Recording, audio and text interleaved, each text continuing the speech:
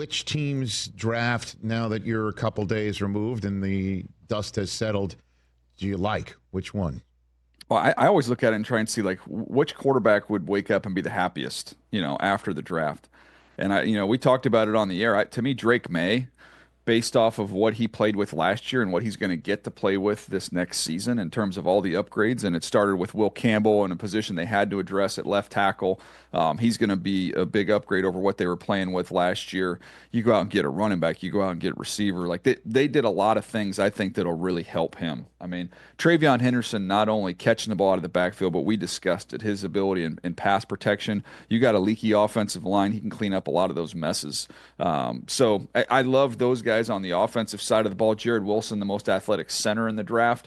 And then you just go through all these names. I mean, Craig Woodson, to me, is a starting caliber safety they got in the 4th round. Joshua Farmer had some injury concerns. That's why he was at one point in time in my top 50, and they got him at pick 137. So Swenson can rush. Like I went through all their guys, and I'm like, man, they a lot of these guys. We're gonna look back 3 years from now and we go, oh my gosh, they got 4 or 5 key players on that team as they try and turn it around New England. Man, you're that high on it, huh? I know you were talking about it in real time, but I loved it. Really? Yeah. And they also got 11 guys. Obviously, not everyone makes it, but if you are taking over a team that has a lot of holes, that's one way to start plugging it.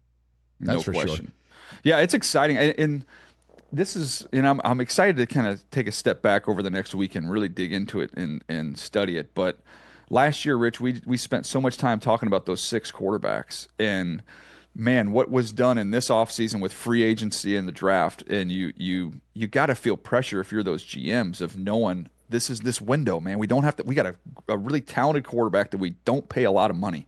Like, let's load up as fast as we can and see how fast and how quickly we can get this thing up and running. The Bears had a great draft as well. I love what they did to continue to just throw a ton of weapons around Caleb. So I'm excited. I was excited about those quarterbacks last year, and now I'm even more excited about them this year because they all got some key pieces to help them out. Daniel Jeremiah here on the Rich Eisen Show. You just said that you look at a draft saying which quarterback is happiest, meaning which current already in the NFL quarterback is happy. Which quarterback that got drafted do you think is happiest? Is it Cam Ward when it comes down to it? I think so, because I think Cam Ward's probably the one guy who's walking into a starting quarterback position. I think the rest of these guys are going to have to wait their turn, and we'll see how it all turns out for them. But I'll give you 2 names. I would say Cam Ward at the very front end, and then I would even say Will Howard, going in the 6th round, I believe, is where he ended up going to the Pittsburgh Steelers. Like that's a good opportunity for him, and we'll see what happens if Aaron Rodgers comes on board or what have you with that whole situation, whether it's Mason Rudolph or if it's Aaron Rodgers.